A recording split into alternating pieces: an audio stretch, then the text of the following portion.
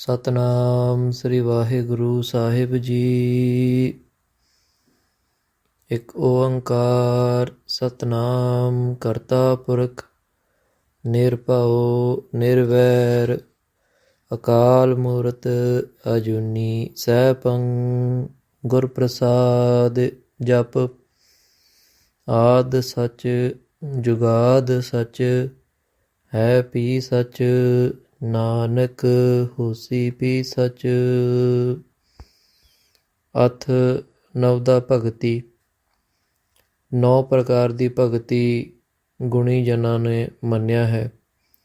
ਤੇ ਇਸ ਤੋਂ ਪਹਿਲਾਂ ਨਵਦਾ ਭਗਤੀ ਦੇ ਵਿੱਚ ਪਹਿਲੇ ਕ੍ਰਮ ਦੇ ਉੱਤੇ ਸਰਵਣ ਭਗਤੀ। ਸਰਵਣ ਭਗਤੀ ਦਾ ਕੀ ਲਾਭ ਹੈ, ਪਰਮੇਸ਼ਰ ਦੇ ਨਾਮ ਸੁਣਨ ਦੇ ਨਾਲ ਕਿਸ ਚੀਜ਼ ਦੀ ਪ੍ਰਾਪਤੀ ਹੁੰਦੀ ਹੈ, ਇਹਦੇ ਉੱਤੇ ਆਪਾਂ ਵਿਚਾਰ ਕਰਨੀ ਹੈ। ਮਹਾਰਾਜ ਜੀ ਪਾਵਨ ਪਵਿੱਤਰ ਬਾਣੀ ਸ੍ਰੀ ਜਪਜੀ ਸਾਹਿਬ ਦੇ ਵਿੱਚ ਦੱਸਦੇ ਹਨ, ਸੁਣਿਐ ਸਿੱਧ ਪੀਰ ਸੁਰਨਾਥ, ਕਿ ਪਰਮੇਸ਼ਰ ਦੇ ਨਾਮ ਨੂੰ ਕੇਵਲ ਸੁਣ ਕੇ ਸਿੱਧਾਂ ਪੀਰਾਂ ਦੇ ਤੇ ਵੱਡੇ ਨਾਥਾਂ ਦੀ ਜਿਹੜੀ ਅਵਸਥਾ ਬਣਦੀ ਹੈ ਉਹ ਸੁਤੇ ਸਿੱਧ ਹੀ ਬਣ ਜਾਂਦੀ ਹੈ। ਸਾਧ ਸੰਗਤ ਦੇ ਵਿੱਚ ਬੈਠ ਕਰਕੇ ਅਕਾਲ ਪੁਰਖ ਦੇ ਨਾਮ ਦੀ ਕੀਰਤੀ ਸੁਣਨ ਦੇ ਨਾਲ।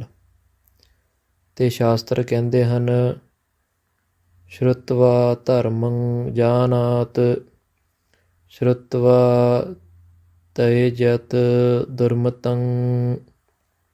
अर्थ, ये पुरुष शास्त्र और महात्मा के वचन को श्रवण करके ही धर्माधर्म को जानता है और श्रवण से ही दुर्मत को त्यागता है और सुन के ही ज्ञान को प्राप्त करता है और श्रवण से ही मोक्ष को प्राप्त करता है।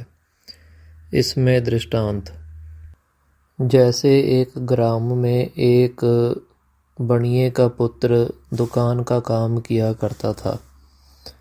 उसका बाप पास में ही कथा सुना करता था मंदिर में, और पुत्र को कह छोड़ता था कि कोई ग्राहक आए तो मेरे को कथा से बुला लेना।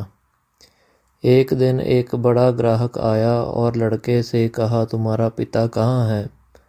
लड़के ने कहा, ठहरो मैं बुला लाता हूँ। पिता को बुलाने मंदिर में प्रवेश किया तो यह सुना कि वहाँ कथा चल रही है। कथा में चल रहा है कि वैश्य के धर्म का क्या प्रसंग है, वैश्य को क्या करना चाहिए। सुना कि वैश्य को गौ ब्राह्मण की सेवा करनी चाहिए। गौ ब्राह्मण की सेवा में प्राण जावे तो भी सेवा ना त्यागनी चाहिए। वैश्य को गौ ब्राह्मण का तिरस्कार न करना चाहिए, मारना ना चाहिए। और जो धर्म की रक्षा करता है तो धर्म उसकी रक्षा करता है। इतनी कथा लड़का सुन करके हृदय में धारण करता अपने पिता को बुला लाया कि ग्राहक आया है। पिता ने कहा, चलो मैं अभी आता हूँ। लड़का चला गया। इतने में एक भूखी गौ दुकान में खाने लगी। लड़का उसको सत्कार से देखता रहा और मन में उसके प्रति प्रेम धारा। उसने गौ को हटाया नहीं। पिता ने आते ही दूर से देखा कि गौ अन्न खा रही है। लड़का देख रहा है पर हटा नहीं रहा। दूर से बुलाया, अरे अंधा है क्या? गौ अन्न खा रही है, हटाता क्यों नहीं? परंतु लड़के ने कथा के वचनों को संस्कार से पिता के वचन सुनकर भी गौ को ना हटाया। तब पिता ने बड़ा क्रोध किया और लड़का कहने लगा, पिताजी अभी तो कथा में आपने वैश्य धर्म सुन के आए हो तो उसमें कहा था कि गौ ब्राह्मण की सेवा करनी चाहिए, सो मैं कर रहा हूँ, सो हटा नहीं रहा। मैं अपने धर्म का कैसे त्याग करूँ? पुत्र के वचन सुन के पिता को बड़ा क्रोध हुआ और डंडा लेकर गौ को 2-4 मारे। तब पुत्र हाय हाय कहने लगा। पिता क्रोध में पुत्र को कहने लगा, मेरे को धर्म का उपदेश ना कर, मैं तेरे को गुरु बनाने को नहीं चाहता। अब यहाँ से चला जा, तेरे को कभी नहीं रखूँगा ना देखूँगा। देखते हैं तेरा धर्म कैसे तेरी रक्षा करता है।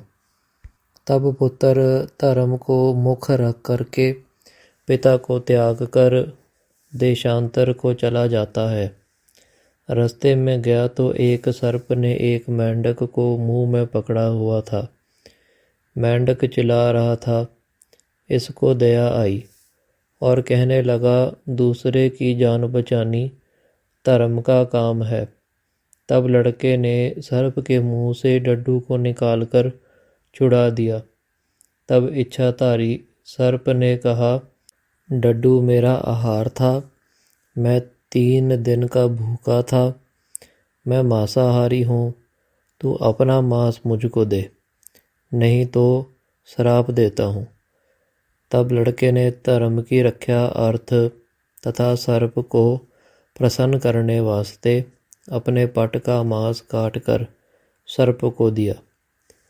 तब सर्प प्रसन्न होकर चला गया और आप लत बांध कर ग्राम को जाने लगा।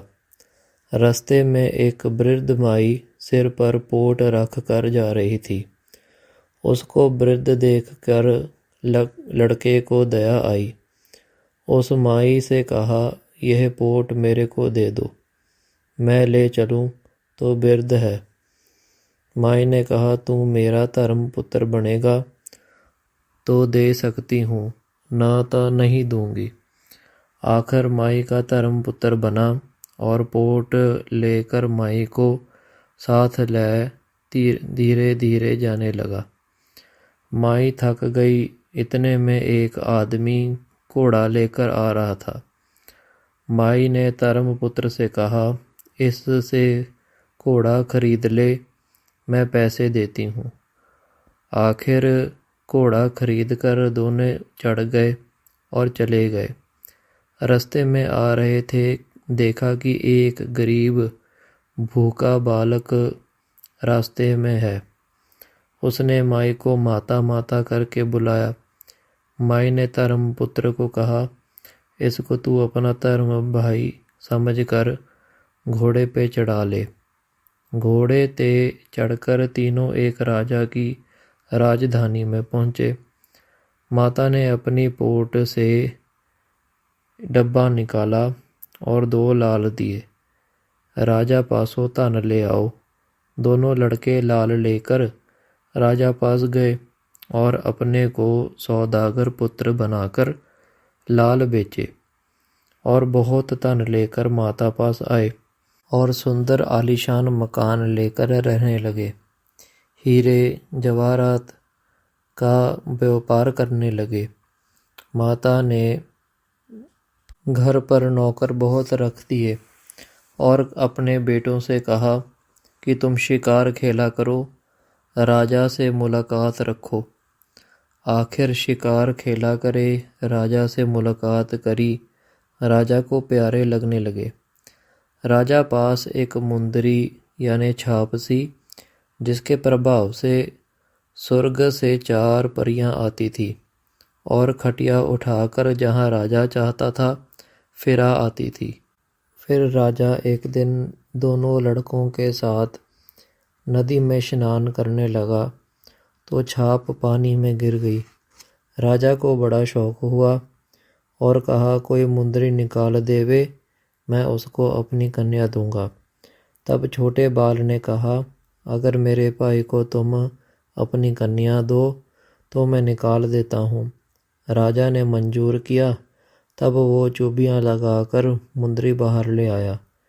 राजा ने मुंदरी लेकर अपनी कन्या के साथ बड़े भाई की शादी करा दी और राजा को पुत्र ना था। राज भी कन्या को दाज में दान दिया।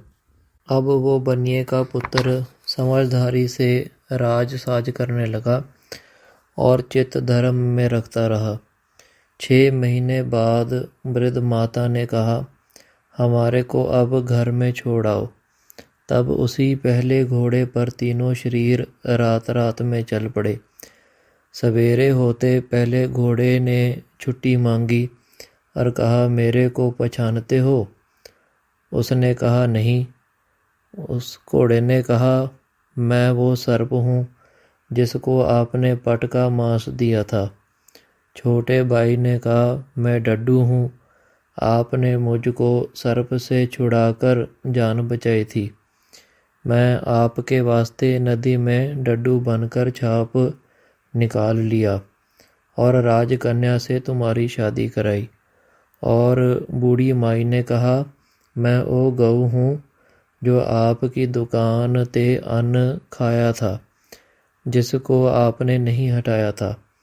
पिता को छोड़ पर धर्म ना छोड़ा, पर हमने तुम्हारा धर्म रखा है, हम ही तुम्हारे धर्म हैं।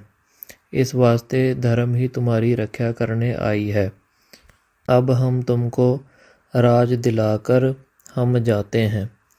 ये धर्म का फल तुमने आँखों से देख लिया है। विपत्ति काल में भी धर्म को छोड़ना नहीं। अब अपने माता पिता के साथ आप राज किया करो, उनको भी धर्मात्मा बनाओ। तब वो माता पिता को लेकर राज करता पाया और धर्म को प्राणों तक पालता रहा। सो धर्म का ज्ञान लड़के ने कथा श्रवण से ही किया। इसलिए लिखा है, श्रुत्वा धर्मं जानात। वाहिगुरु जी का खालसा, वाहिगुरु जी की फतेह।